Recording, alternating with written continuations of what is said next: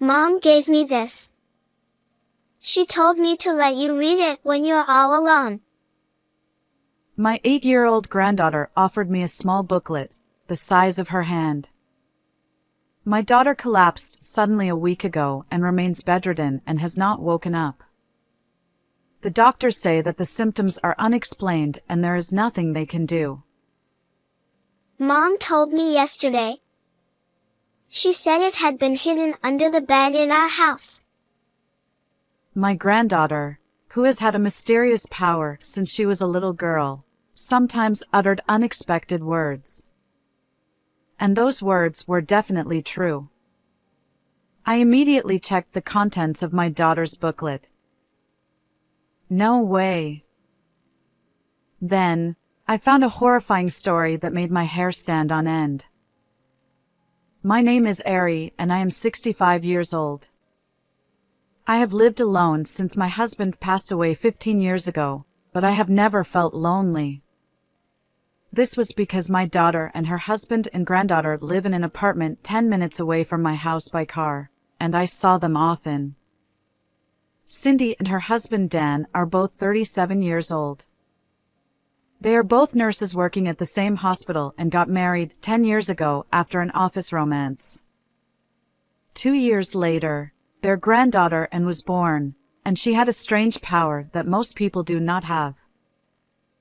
And has a special power that is different from other children.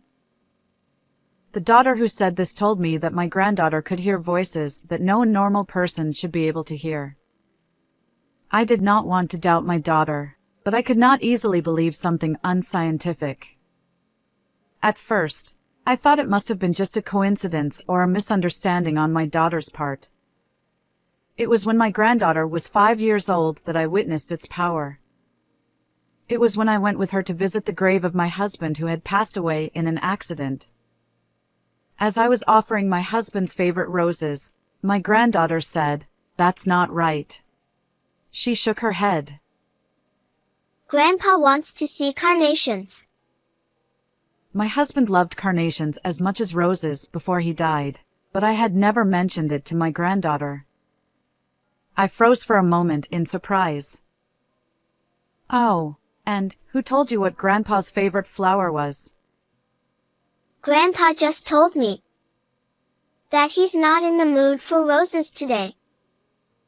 She pointed to my husband's grave, and I stared at her in amazement. At the time I was still half convinced of my granddaughter's power, but then something happened a short time later that forced me to believe in her power. It happened when I went to the supermarket with my daughter and granddaughter. As we passed by a pregnant woman shopping, my granddaughter suddenly turned around and shouted loudly, "Wait! Your baby is in pain and crying. Go to the hospital right away." My granddaughter stopped by our neighbor, a woman who was also familiar with my daughter. She was standing there with a blank look on her face, and my granddaughter pleaded with her to hurry. Then, the daughter rushed to them and said, "Thinking you've been tricked, will you go to the hospital with me now?" and started rushing her. I thought she was going to scold my granddaughter for saying something outrageous, but I could not hide my surprise. "Hey Cindy, don't you think you're overreacting?"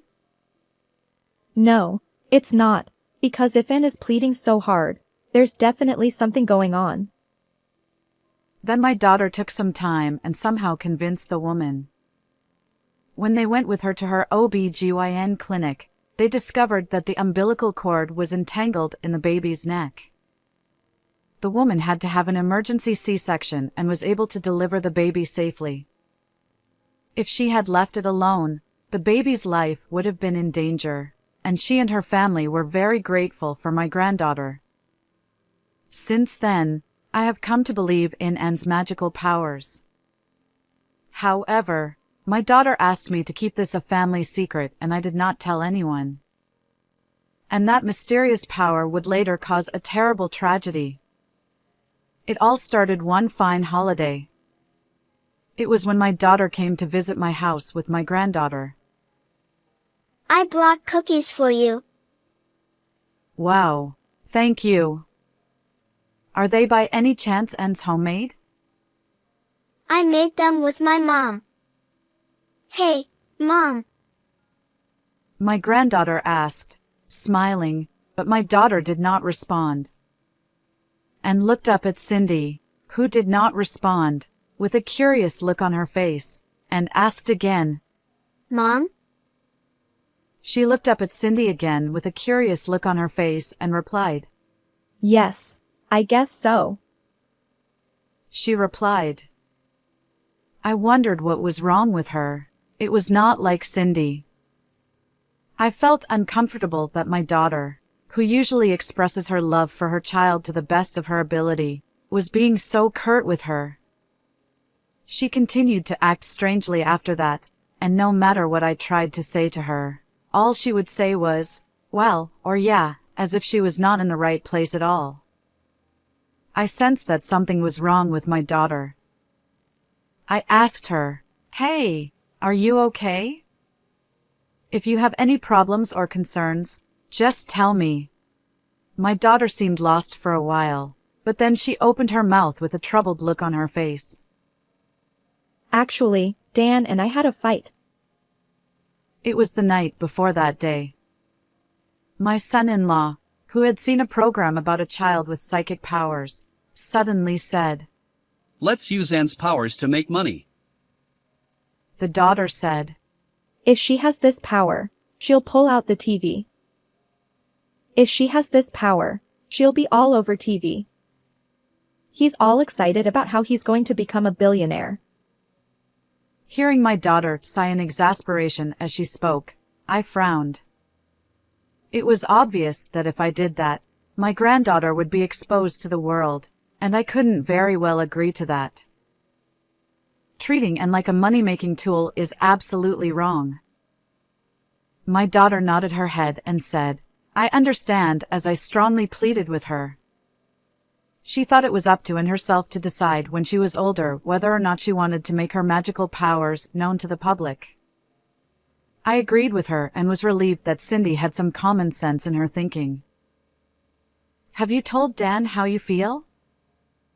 Yes, but he didn't seem too convinced.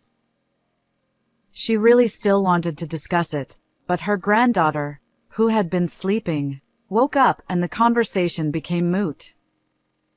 I was even angry at my son-in-law, but my daughter said she would not question him any further now. We were just talking the other day about how we want to build a house soon, and I think he's just temporarily feeling more comfortable with money. My daughter defends Dan by saying so. If Cindy, his wife, is like that, it is not for me to say. I decided to trust my daughter's judgment that my son-in-law's comment was a temporary distraction. A few days later, something unforgivable happened that I could not think of in that way. That day I was at a big park with my daughter, her husband, and my granddaughter. I was concerned about my son-in-law, but I was relieved that it was an unnecessary worry, as both my granddaughter and daughter were treating each other as usual and enjoying themselves as a family. However, that was a big mistake. The moment my daughter left my granddaughter's side to go to the bathroom, my son-in-law took her to the square where there was a street performance. As I followed him, wondering what was going on, my son-in-law suddenly picked up my granddaughter in his arms and lifted her as high as he could. Then, he took an extraordinary action. This kid has a mysterious power. She can hear the baby in her mother's belly. Showing and held up high to the people around her, the son-in-law shouted out loud while moving in a circle around her. I was so surprised that my son-in-law started to do something so strange that I froze for a moment, but I immediately grabbed his arm to stop him. Hey, stop it! It's none of your business. Don't interrupt me. He didn't listen at all and shook my hand off. This kid is the child of God. He raised his voice even higher. Families and elderly couples walking in the park were glancing at us as if they were looking at something strange. I was rapidly becoming impatient, and just as I was about to do something to stop them, my daughter came dashing back when she heard my son-in-law yelling. What are you doing? Put it down right now. My daughter stormed at my son-in-law with great force. Overwhelmed by Cindy's anger, the son-in-law reluctantly put down his granddaughter. My granddaughter, who had been held in his arms forcibly and roughly pushed around, was on the verge of tears. Anne, are you okay? That was scary. My daughter stared at my son-in-law with a stern face as she hugged my granddaughter with tears filling her eyes. However, my son-in-law turned away and pretended not to know. Cindy knew she couldn't go on like this, and when Anne calmed down, she said, I'll talk to him for a minute. And left the place. While we were waiting for them, my granddaughter and I decided to go to a place with a lot of playground equipment and play. At first, my granddaughter still looked a little frightened, but as we played together, she regained her energy, which was a relief. A short time later, it was only my daughter who returned to us. She told me that her son-in-law had left sulking after an argument with Cindy. While I was listening to her story, I noticed a fresh scrape on my daughter's elbow. What happened to that injury? Actually, Dan got mad and pushed me. Really? Are you okay? I'm fine, and we'll talk about Anne when we get home, so don't worry. I told my granddaughter not to worry. Dad went to work suddenly. After that, just the three of us played together until the sun went down. To be honest, I was full of anxiety. I wanted to call my son-in-law and say something to him, but I thought he would feel bad if I, his mother-in-law, spoke out of turn, so I decided not to say anything. A few days later, I received a sudden call from my son-in-law. Shockingly, he informed me that our daughter had collapsed and was unconscious. She was perfectly fine when we last met. Why? Our daughter had been transported to the hospital where Dan worked, and I hurried there. Despite various tests, the cause of her collapse remained unknown, and she continued to sleep without waking up. I visited her every day, and during one of those visits, I encountered my son-in-law, who had been checking on our daughter's condition between work hours. I had taken comfort in the fact that he cared about our daughter even after our arguments, but later, I would discover that this was a significant misunderstanding. A week after our daughter collapsed, a significant event occurred. Our granddaughter, who had been visiting with us during our daughter's hospital stay, discreetly handed me a booklet. Grandma, take a look at this. She whispered. She glanced around, ensuring no one was nearby, and seemed quite cautious. What's this? It's from Mom. She said you should read it when you're alone. Our granddaughter explained. But when did she give this to you? Yesterday. Mom told me it's hidden under the bed at home. Yesterday, our daughter was already in a coma. Our granddaughter claimed she heard Cindy's voice using her mysterious ability. Perhaps it's akin to a sixth sense. As soon as I picked up the booklet, I felt a shiver run down my spine. No way. Fearfully, I opened the booklet and found something terrible written in it. Immediately, I became suspicious of my daughter's sudden collapse, and examined her body, which was still asleep.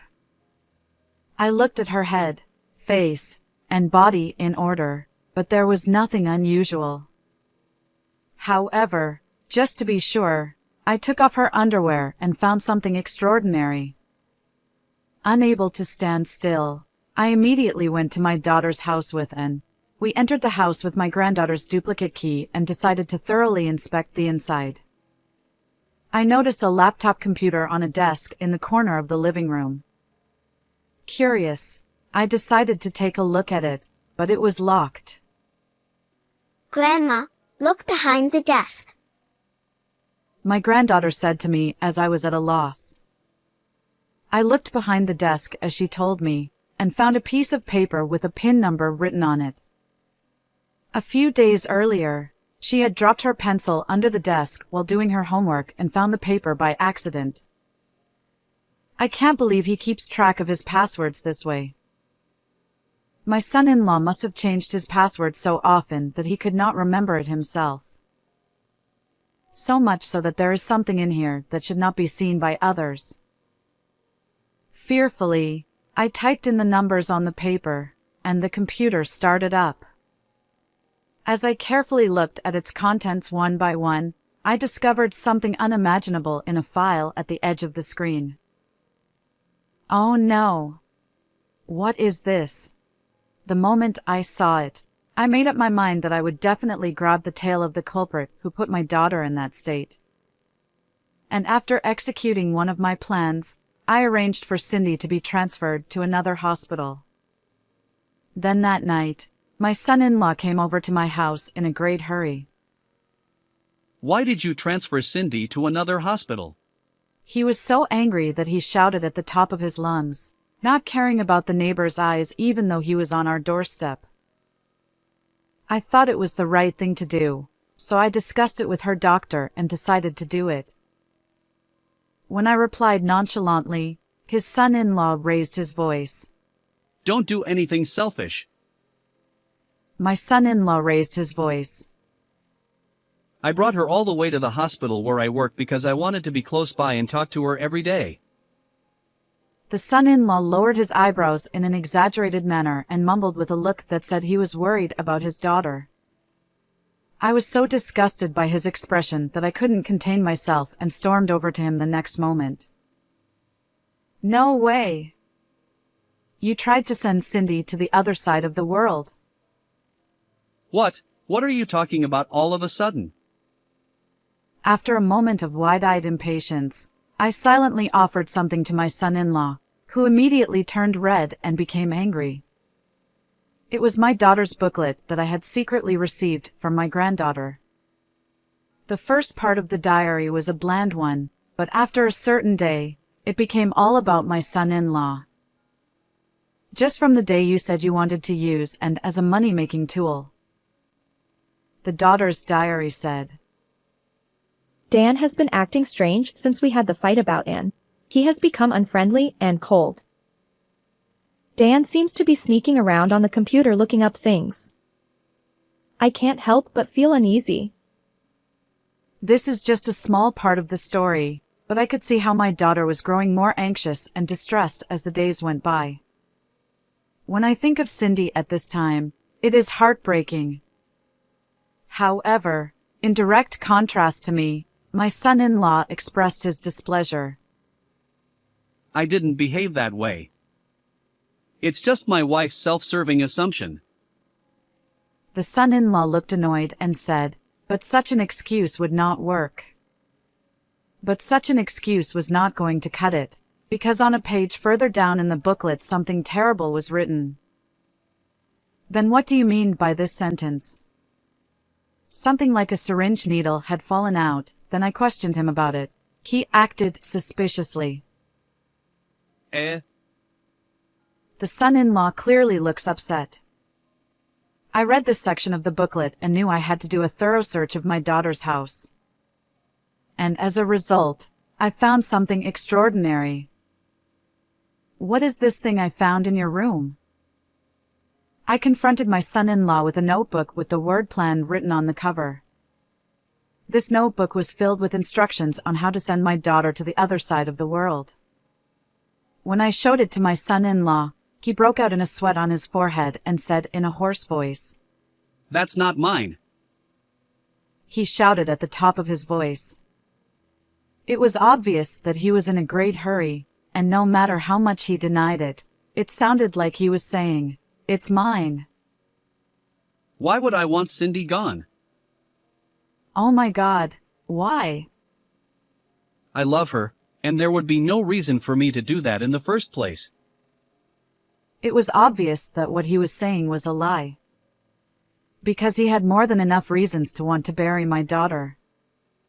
I had heard from my granddaughter that they had had a rather heated marital argument shortly before Cindy's collapse.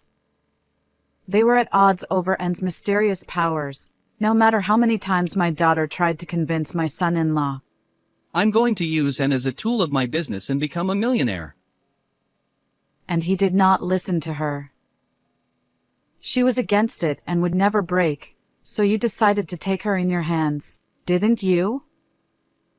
And made up that story on her own. I bet she made up that plan as a prank too. How could an 8-year-old kid plan something like this? Besides, I found syringe marks on Cindy's body. How are you going to explain this? When I examined every inch of my daughter's body as she lay in her hospital room, I found something extraordinary. It was the injection marks. What's more, that's not all I found. When I found the computer at my daughter's house, I checked his online purchase history and found evidence of large quantities of nuts, chemicals, and syringes. Those nuts are used as a spice in cooking, but in large doses they can cause drowsiness. My son-in-law mixed a large amount of it in her food, put my daughter to sleep, and had her rushed to the hospital where he worked. Since it was the hospital where he worked, it was easy for him to secretly falsify the results of various tests. Since his daughter and son-in-law have the same blood type, he exchanged Cindy's blood with his own that he had originally prepared. In this way, after hospitalizing his daughter, he kept putting her to sleep with this and that, and tried to extinguish Cindy's life by injecting drugs little by little with a syringe. All these plans were written down in the notebook. I don't know anything. Please don't make me the bad guy when you have no proof that the notebook is mine. He was still trying to keep his mouth shut at this point, but we still had a trump card left. Well, I'll show you the definitive proof. As soon as I played back the recording, his face turned blue and his stubborn attitude turned into a panic. Oh my God. Why is this thing on there? I showed my son-in-law a video that showed him in the hospital room putting something into my daughter's IV.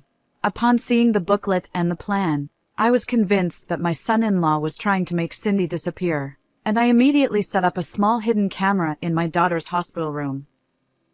I made that footage available to my phone in real time and checked the video every 10 minutes. Then, a few hours after setting up the camera, I was able to record the decisive moment. This was just the injection of a drug that the doctor had ordered. There is no use in telling such a lie. Immediately after I saw this video, I asked the doctor to retrieve the IV and analyze the ingredients inside. As a result, I found out that it was mixed with a dangerous chemical that the hospital did not have. Then, having perfectly caught my son-in-law at the scene of the crime, I immediately transferred Cindy to a different hospital. Now there will be no more excuses. Damn. I shouldn't have injected her IV just because it was too much trouble to take off her clothes. Throwing himself down, the son-in-law spat that out, then scratched his head and kicked the front door with all his might. You mean to say that you admit that you did all this? Oh, no, no. It's wrong. Not at all. Although he became impatient at his own careless remark, he could think of no excuse and just kept repeating the same words. However, no matter how much he tries to talk his way out of it now, it is futile. I have already filed a damage report and submitted these evidences to the police, so an investigation should have started by now. You will be arrested soon.